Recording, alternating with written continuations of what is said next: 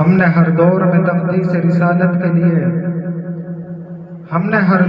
تقدیس رسالت کے لیے وقت کی تیز ہواؤں سے بغاوت کی ہے، چھوڑ کر سلسلہ رسم سیاست کا فسوں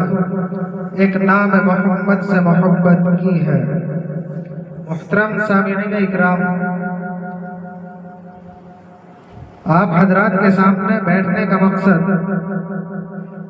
یہ اس ہندوستان کی سرزمین پر مسلمانوں کا دھڑکتا ہوا دل اس وقت میں جو ہمیں سسکتا دکھائی دے رہا ہے، جو ہندوستان کے مسلمانوں کے دلوں سے آواز آ رہی ہے، اور یہ آواز صرف ہندوستان کے مسلمانوں کے دلوں سے نہیں بلکہ پوری انسانیت کے دلوں سے آ رہی ہے کہ اس وقت میں وہ انسان جو انسانیت کا سب سے زیادہ ہمدرد تھا، وہ انسان جو انسانیت کا سب سے زیادہ خیرخواہ تھا، وہ انسان جو انسانیت کو سب سے آگے رکھنے والا اور سب سے مقدم کرنے والا تھا، وہ انسان جو پوری انسانیت کو ہمدردی اور اخوت اور بھائی چارگی کا درس دینے والا تھا، وہ انسان صرف ہمارا نبی نہیں بلکہ وہ انسان پوری دنیا کا نبی تھا۔ لیکن آج اس نبی کے ساتھ ہم نے کیا سلوک کیا، اس نبی کو ہم نے کیا کچھ نہیں کیا۔ وہ پیغمبر اقدس صلی اللہ علیہ وسلم جو پوری امت کے لیے آیا تھا، وہ عرب کا رہنے والا ہو یا عجم کا رہنے والا ہو، وہ انسانیت کے لیے آئے تھے اور پوری دھرتی پر انہوں نے اعلان کیا تھا کہ قولوا لا الہ الا اللہ تفلحوا، اے لوگوں کلمہ پڑھ لو کامیاب ہو جاؤ گے۔ انہوں نے کہا تھا اے لوگوں، انہوں نے کسی قوم کو مخاطب نہیں کیا تھا کہ اے قوم، انہوں نے کسی گروہ کو مخاطب نہیں کیا تھا کہ اے گروہ، انہوں نے کسی قبیلے کو مخاطب نہیں کیا تھا کہ اے قبیلے والوں آ جاؤ کامیاب ہو جاؤ گے۔ انہوں نے تو کہا تھا کہ پوری انسانیت میں جتنے لوگ ہیں سب کے سب آ جاؤ کامیاب ہو جاؤ گے۔ اب وہ انسان پوری انسانیت کے لیے انسانیت کا سبق پڑھانے کے لیے آیا تھا، لیکن اس انسان کے ساتھ ہم نے کیا سلوک کیا۔ ہونا تو یہ چاہیے تھا کہ وہ جب پوری انسانیت کا ہمدرد ہے تو ہمدردی میں خیرخواہی کرنی چاہیے تھی، لیکن آج ناعاقبت اندیش جو مذہبی چولے میں ملبوس شیطان نظر آتے ہیں، مذہبی چولا پہن کر کے اس ہندوستان کی جنتا کو ورغلاتے ہیں، مذہبی چولا پہن کر کے مذہبیت کا لبادہ اوڑھ کر کے ایک مذہب کی پرستش کرنے والے ظاہر میں ہوتے ہیں، لیکن وہ مذہب کی پرستش کرنے والے نہیں ہیں، وہ اپنے دیوی دیوتاؤں کو ماننے والے نہیں ہیں۔ اگر وہ دیوی دیوتاؤں کو ماننے والے ہوتے تو دوسرے مذاہب پر یلغار نہ کرتے۔ اگر وہ مذہبی چولے میں ملبوس شیطان وہ اگر پجاری ہوتا تو وہ ایسے الفاظ استعمال نہ کرتا، وہ کچھ پڑھا لکھا ہوتا،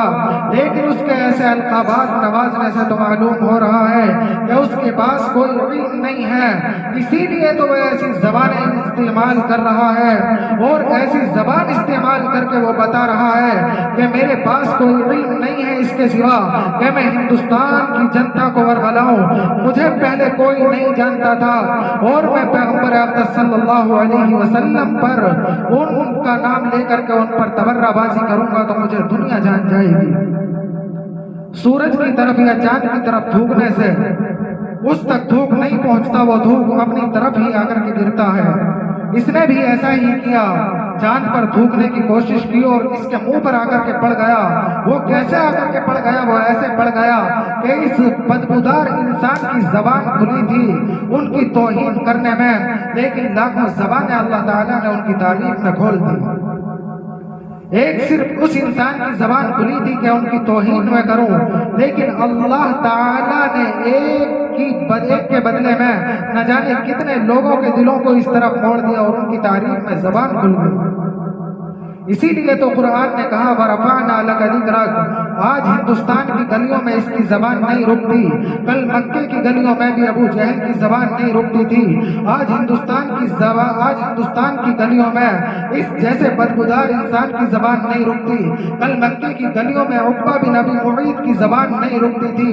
آج ہندوستان کی گلیوں میں اس جیسے نہ جانے کتنے درندے پھرتے ہیں، ان کی زبان نہیں رکتی، کل مکے کی گلیوں میں بھی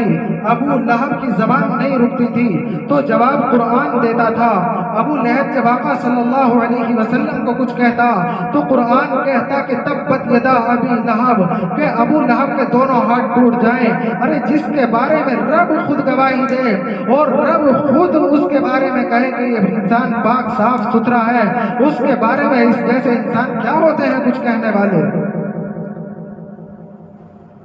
ولید بن مغیرہ نے کہا تھا پیغمبر اقدس صلی اللہ علیہ وسلم بیکار انسان ہے، تو اللہ تعالیٰ نے اس کا راز فاش کیا اور کہا کہ پیغمبر اقدس بیکار انسان نہیں ہے، بیکار انسان تو ہے جو ایک ایسا انسان ہے کہ تو بدکار ہے، چغلی کرنے والا ہے، تو انسان گھٹیا ہے۔ قرآن نے کہا تھا ارے جس کی تعریف قرآن کرے، جس کی تعریف عرش معلیٰ سے آئے، اس انسان کے بارے میں اس جیسے لوگ زبان استعمال کرتے ہیں۔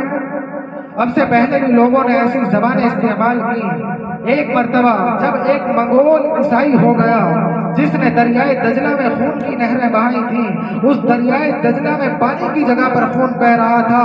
اور اس میں انسانیت کے سر پڑے ہوئے تھے۔ اس نے جب ان سروں کو نکلوانے کی کوشش کی، خیر اس نے جو عیسائی منگول عیسائی ہو گیا تھا، اس عیسائی منگول نے